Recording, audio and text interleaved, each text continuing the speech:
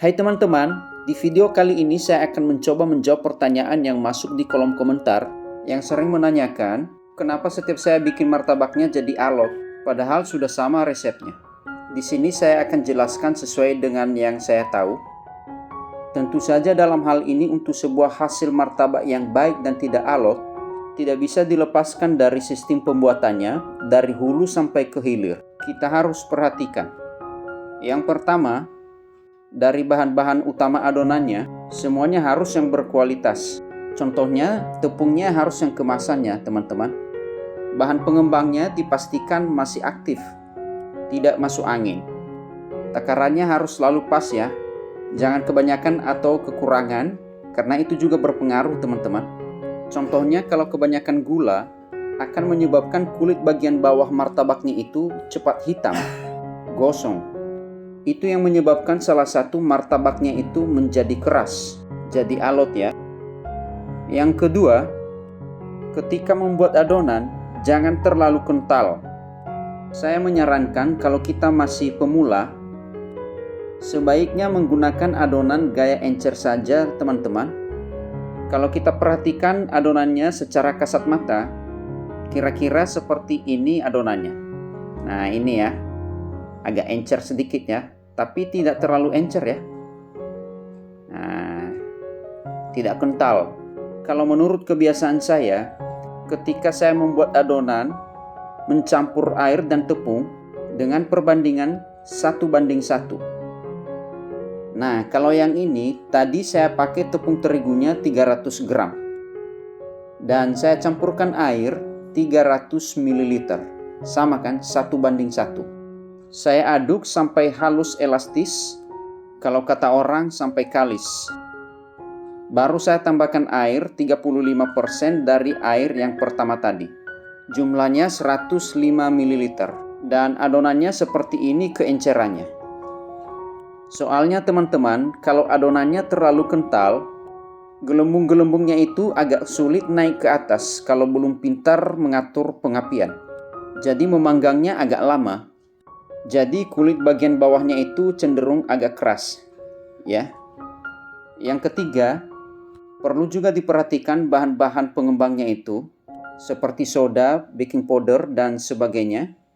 Kalau sudah kurang aktif atau sudah masuk angin sehingga daya aktifnya berkurang, atau karena baru awal-awal membuat martabak, kadar pengembangnya itu dikurang-kurangi.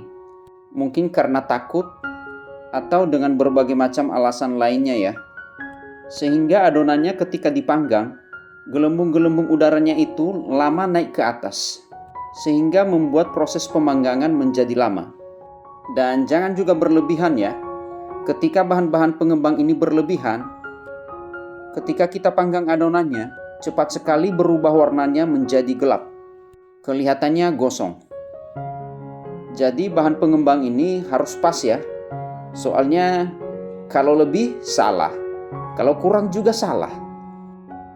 Dan berikutnya perlu juga kita perhatikan panas loyang, teknik pengapian, dan lain sebagainya. Oke, kita akan lanjutkan sambil kita jalan ya.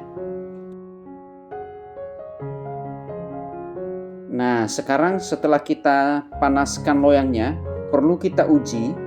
Kalau pedagang yang sudah jam terbangnya tinggi, mereka hanya seperti ini saja. Mereka sudah tahu dari cara seperti ini. Telapak tangannya itu sepertinya ada sensor temperatur, sudah terekam di memorinya. Tapi bagi para pemula, pakai cara seperti ini saja. Teteskan air sedikit saja di pinggir loyang. Perhatikan, airnya mendidih dan keringnya itu agak lama sedikit ya. Kira-kira 7-10 detik lah ya. Jangan cepat sekali, hanya 1-2 detik langsung kering. Kalau yang seperti itu mah menandakan loyang terlalu panas. Dan jangan juga terlalu lama, lebih dari 10 detik itu juga menandakan loyangnya belum maksimal panasnya. Ya, kira-kira menentukan panasnya seperti itu ya. Kemudian, pada saat kita tuang adonan, jangan terlalu tebal. Dimulai dengan tipis-tipis saja adonannya ya. Kecuali nanti kalau sudah bisa ya. bolehlah bikin mulai agak tebal. Soalnya kalau adonannya terlalu tebal, adonannya lama matangnya, jadi lama di pengapiannya, sehingga membuat bagian bawah martabaknya itu menjadi alot. Oke, kita akan tuang adonannya. Dan sebelum kita tuang adonannya ini, kita perlu kucek-kucek, maksudnya supaya bahan pengembangnya itu menjadi aktif. Tuang adonannya dengan pelan-pelan saja, sambil didengarkan bunyi dari loyangnya. Akan ada bunyi desis kecil saja. Kalau bunyinya terlalu besar, menuang adonannya dihentikan, itu pertanda bahwa loyangnya terlalu panas. Dan ditunggu sampai suhunya turun. Soalnya kalau loyangnya terlalu panas, akan membuat bawah martabaknya itu gosong atau berbintik-bintik seperti jerawat. Nah, sekarang tuang adonannya dengan pelan-pelan saja, sambil didengar bunyi desisnya ya. Oke, kita bentuk pinggiran martabaknya. Kalau belum pintar juga membuat pinggiran seperti ini, nggak apa-apa ya. Nggak usah ada pinggiran martabaknya, namanya juga pemula. Dan langsung besarkan apinya. Untuk teknik pengapian ini, Anda juga bisa menonton video saya sebelumnya dengan judul Teknik Pengapian Martabak Manis. Dan satu lagi teman-teman yang perlu diperhatikan, beda loyang, beda sifatnya, dan beda juga perlakuannya. Dan itu sangat tergantung sekali pada tebal tipisnya loyang yang kita miliki. Kalau gelembung-gelembungnya sudah bermunculan seperti ini, kira-kira 80%, sudah hampir merata, lalu taburkan gula di permukaannya. Nah, tentu saja kita akan bertanya, kenapa gula baru ditabur saat ini? Bukan di saat pembuatan adonannya, langsung dicampur dengan banyak? Nah, jawabannya yang tadi, supaya adonannya tidak cepat gosong atau tidak cepat coklat ya. Jadi tujuannya untuk mencegah martabaknya menjadi alot. Dan sebenarnya penaburan gula pada tahap seperti ini malah membuat martabaknya menjadi lebih lembab dan membantu martabaknya menjadi lebih lentur. Selain itu juga, dengan menaburkan gula ini membantu pembentukan pori-pori dari martabaknya itu sendiri.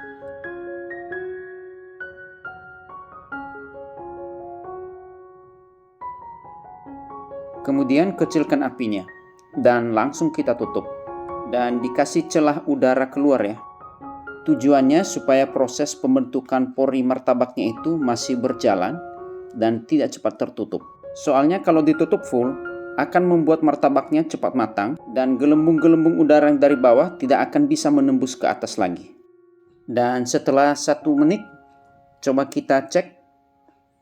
Oh, masih belum terbentuk pori-porinya secara menyeluruh. Kita tutup kembali, kasih celah lagi. Dan jika pori-porinya sudah terbentuk 90 bahkan 95%, langsung kita tutup saja. Dan kita tunggu kira-kira setengah sampai 1 menit. Lalu kita buka dan ternyata martabaknya sudah matang. Segera angkat dari loyangnya. Selagi masih panas martabaknya, langsung berikan margarin 1-2 sendok makan. Tujuannya supaya margarin itu langsung mencair dan meresap ke dalam daging martabaknya, sehingga martabaknya itu menjadi lebih lentur dan juga menambah cita rasa. Kemudian langsung kita tutup lagi selama 1-1,5 menit. Ini masih rangkaian untuk tidak terjadi penguapan berlebihan dari martabaknya, sehingga martabaknya itu tetap lembab dan kelembutannya tetap terjaga. Nah, berikan topping sesuai dengan selera masing-masing ya.